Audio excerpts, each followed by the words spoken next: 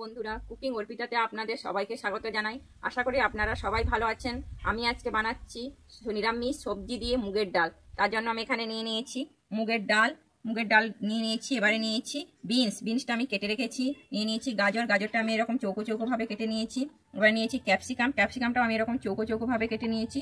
আর নিয়েছি টমেটো, কাঁচা লঙ্কা, আদাটা আমি বেটে রেখেছিলাম। আর আমি ফোড়নের জন্য নিয়ে নিয়েছি গোটা জিরে, 5 ফোড়ন, শুকনো লঙ্কা আর তেজপাতা। আমি কিভাবে ডালটা তেল দিয়ে দিচ্ছি। আমি এবারে একে একে সবজিগুলোকে ভেজে নেব। আমি প্রথমে গাজরটা দিয়ে দিচ্ছি, এরপরে আমি দিয়ে দিচ্ছি বিনসটা দিয়ে দিচ্ছি, দিয়ে আমি একটু ভেজে নিচ্ছি।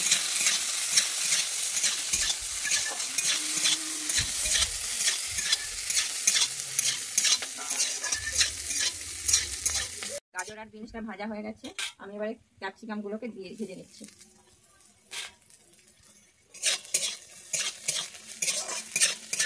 ক্যাপসিকামটা আমি বেশি ভাজবো না, হালকা করেই ভেজে নেবো। হয়ে গেছে, এবার আমি সবজিগুলোকে তুলে নিচ্ছি।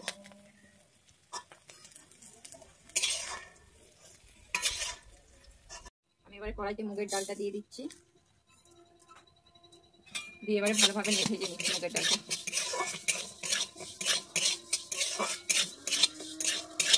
যতক্ষণ না মুগের ডালটা লাল হয়ে যায় আমি ততক্ষণ মুগের ডালটা ভাজতে থাকবো।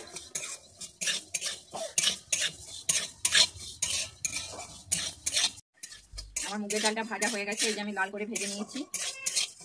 এরপরে আমি দিয়ে দিচ্ছি জল।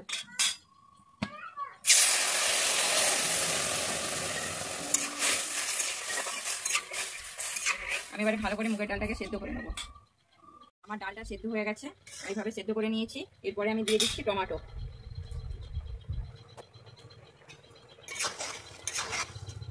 আমি যে ভেজে রেখেছিলাম সবজিগুলো এর মধ্যে এবার দিয়ে দেবো।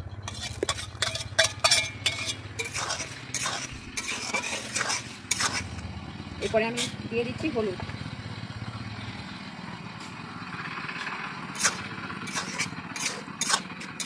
দিয়ে আমি এবারে ডালটাকে আর 5 মিনিট আমি হতে দেবো।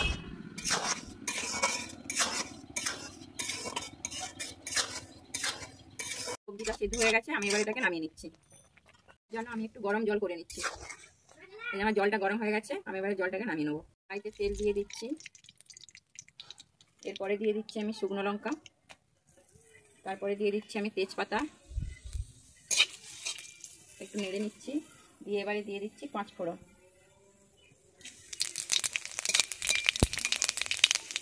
আমি তেলের উপরে একটু হলুদ দিয়ে দিচ্ছি, দিয়ে এবারে আমি দিয়ে দিচ্ছি আদা বাটা।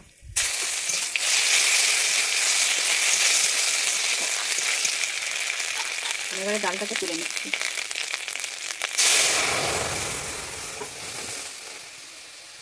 এরপরে আমি দিয়ে দিচ্ছি পরিমাণ মতো লবণ, আর দিয়ে দিচ্ছি একটু চিনি। আমি ডালটাকে ফুটতে দেবো। ডালের উপরে একটু তড়কা মেরে নেবো। এবারে আমি সর্ষের তেল দিয়ে দিয়েছি কড়াইতে, তার মধ্যে দিয়ে দিচ্ছি 2টো শুকনো লঙ্কা, আর দিয়ে দিচ্ছি শুকনো লঙ্কাটাকে আমি একটু মেরে নিচ্ছি। এরপরে আমি দিয়ে দিচ্ছি জিরে। আমার হয়ে গেছে, আমি এবার ডালের মধ্যে ঢেলে দিচ্ছি।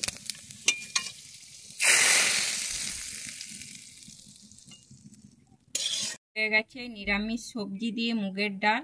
আমার যদি এই রেসিপিটা ভালো লেগে থাকে তাহলে আমার চ্যানেলে অবশ্যই লাইক, শেয়ার, কমেন্ট এবং সাবস্ক্রাইব করে দেবেন।